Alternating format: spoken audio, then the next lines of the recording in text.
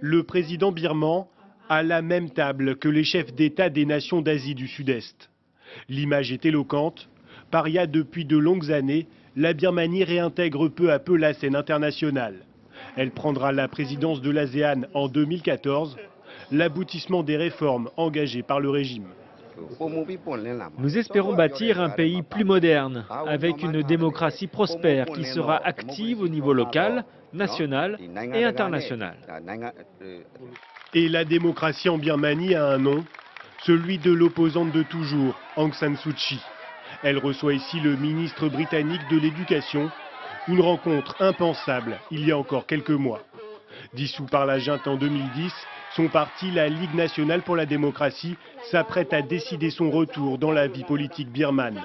La dame de Rangoon pourrait ainsi participer aux prochaines élections législatives, après 15 ans passés en résidence surveillée.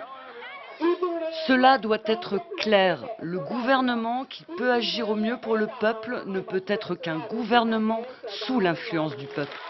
Un gouvernement du peuple, loin de ces images habituelles de la Birmanie, celle d'une junte sclérosée et sanguinaire.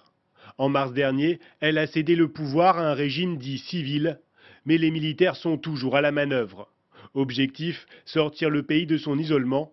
Le gouvernement a même libéré 200 prisonniers politiques. Mais Washington et l'Union européenne demandent plus de réformes avant de lever leurs sanctions.